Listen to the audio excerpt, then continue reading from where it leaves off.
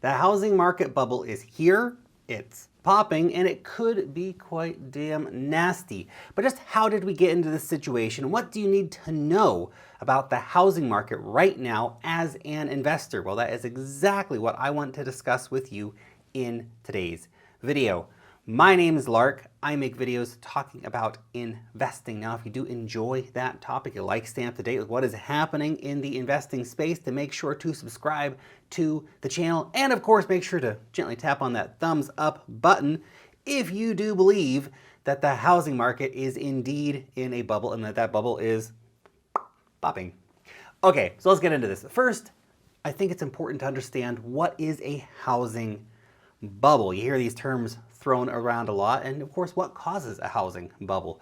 Well, quite simply, a housing bubble is a temporary run-up in prices, rapidly increasing beyond being, well, reasonable or sustainable price growth.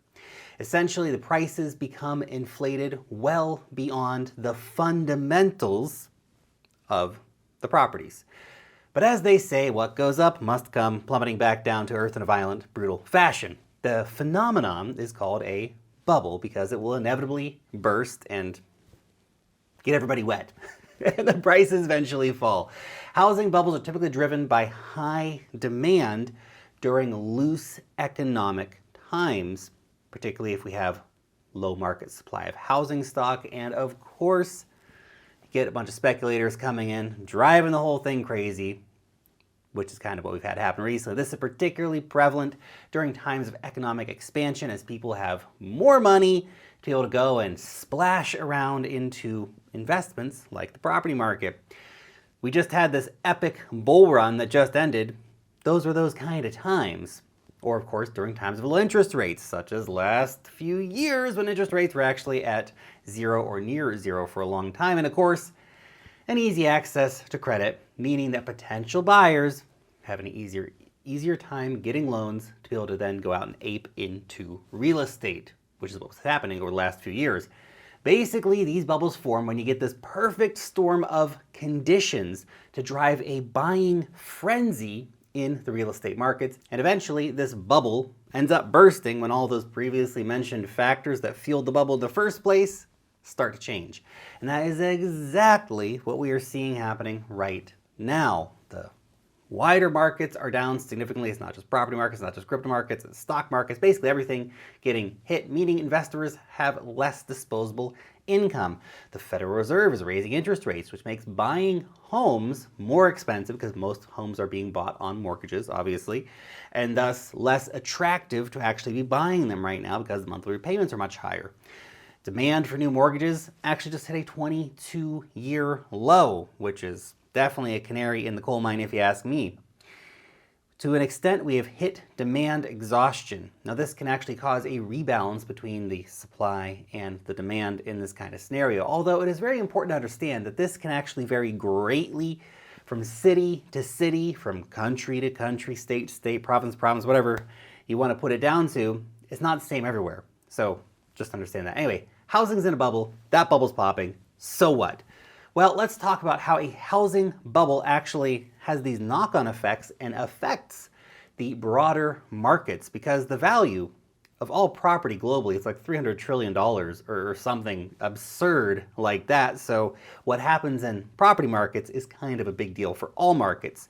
Now, if you remember, the last massive housing crisis in 2008 actually caused a global recession. Now, one of the reasons why housing bubbles actually have such big impacts on economies is because they tend to be heavily fueled by credit, both by the borrowing and the lending of money for mortgages, and of course for building costs and all the rest of the stuff associated with real estate. Now, when times are good and when an economy is booming and growing, well, there is continual demand coming in for new residential homes, for new commercial properties, new commercial buildings. That pushes the prices up. And because land is, of course, a fixed supply asset, and obviously it does take time to build housing and all that stuff, to make more real estate for people to buy, prices can thus increase much faster than wages increase, much faster than goods increase, and much faster than the services in the economy increase.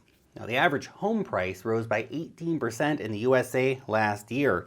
Other countries, like here in New Zealand, for example, it was even more dramatic with an average 30% increase in prices. Again, we see differences across cities and states and countries and all that different stuff, but huge increases. And when we have these kinds of gains in housing, we see what is known as the wealth effect. This is basically an increase in consumer confidence that ends up leading to, well, more credit card spending, right? We're all rich, our properties are worth so much more now, let's go out and spend all that money. Ends up boosting up the economy. That also leads to more equity withdrawal. So this is a situation when homeowners actually borrow more against the value of their home, to go out and spend on goods, maybe buy a second or third car, buy that boat you always wanted, maybe get some services, we're gonna build a new deck, buy a new barbecue, renovate the home, right? Maybe supplement the retirement, maybe just pay off some other debts, right? Pay off that debt using some more debt. A lot of stuff you can do with it. And of course, banks see the value of their assets rise as well, so they feel more confident in increasing their lending, taking more risks when the market is hot, causing the bubble to expand out even more. That's basically what happened in 2021. But now it's 2022. Things are different. We are seeing the prices of assets go down across the board, leading to the reverse wealth effect. Thus, we have a situation now where homeowners feel worse off as the value of their house goes down, particularly those with mortgages, and they see that going down against the value of their outstanding mortgage. This leads to homeowners being more likely to cut down on spending. Tough economic times, you can't go out and buy that third boat, holding off from renovation projects and other investments, buying Bitcoin, buying dog coins, all that kind of stuff. Happening less because of this. This has a knock-on effect really across the board because when consumers are spending less, retailers and service providers, they have a slowdown in business as a result. That in turn leads to banks seeing a decline in the value of their assets. All those mortgages, right, are now worth less and may lose money, of course, if homeowners actually start to default on their mortgages. That then leads to less investment in the construction industry, and in the building of new homes declines, etc., which leads to eventually lower economic growth and potentially even a recession, which is a very real possibility at this point. Basically helping to explain how we got to where we are now in the midst of this brutal bear market.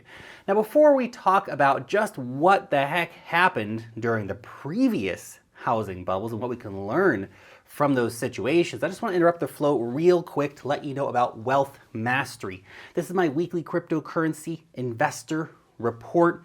We talk about hot altcoins, we talk about decentralized finance, the step-by-step tutorials, airdrops, NFTs, much more.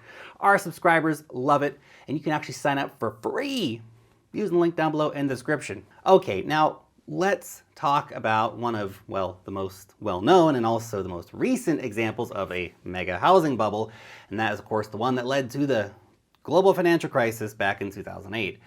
So what happened here is basically after financial markets recovered from the 1990 recession, we then had a housing market that began to really heat up, particularly in 96 when things started to take off. Then, once the stock market .com bubble burst in 2000, investors began to really heavily speculate on housing as it was considered, well, the safest asset to own. Everybody just lost all their money in pets.com stocks, right? Now they need something safer. Buyers had easy access to mortgages. Back then the banks were just super slack on giving out money, not worrying about, affordability, down payments, whatever. Just take a house and pay us back for it, hopefully at some point. And as happens with human nature, we have greed come in, we have FOMO come in, we have fraud come in, all this stuff which causes the bubble to expand out even further. Now this was further, more fuel was added to the fire by the US subprime mortgage scandal, of course, in which the Wall Street banks were just massively exposed in 2008 to this monster of the housing market. They just got too damn greedy by selling all these risky debt products back and forth between themselves, thinking basically, well, the house price is just going to keep going up forever. How can we lose? House prices peaked in 2006, 2007, the average US home in the years after that ended up losing about a third of its value over the next approximately 3 years. Yikes. This became known, of course, as the Great Recession. While losing a third of your wealth may not sound too extreme if all your wealth is tied up in your property. For crypto investors, right, 90% losses are totally normal. This was actually a crushing blow for regular people who had borrowed a bunch of money against their house, not worth so much anymore. So if we are in a housing bubble pop kind of scenario, we are on the verge of some major collapse, even more than we've already come down. Obviously, market's already down quite a bit for housing in a lot of areas. Well, how long is it going to last? Well, it's a pretty different beast from something like stocks. You see bubbles in the stock market, bear markets, and all that stuff in the stock market, they tend to be more frequent, but also shorter lived, primarily due to the liquidity of the stock market. It's so easy to get in and out whenever you want. Whereas housing bubbles, they're more infrequent and they take longer to recover from, as well as longer to even form up. See, housing market cycles, they typically last for around 18 years historically and consist of 3 key phases. We have the growth phase, which lasts around 7 years, the rapid growth phase, which lasts another 7 years, and finally the decline phase, which lasts around 4 years. Now, based on that 18-year-old model, we would expect the next crash to come in like 2026, but models are just that, predictions are just that. They are meant to be broken. The reality of the current situation is that due to, well, COVID and Brexit and Ukraine and the supply chain issues and 50 other things, what's happening in China, et cetera, just the general shit showery that markets globally are right now, maybe we're just a few years ahead of schedule on this one, and we are in the midst of a major property price correction where we see prices come down by 20-30% and last for a few years. Personally, I'm feeling like it's time to start shopping for some rental properties to buy in the not so distant future. Better not to buy at the top, as with anything. Look for bargains in the markets and we may be getting just that. But anyway, your question for today.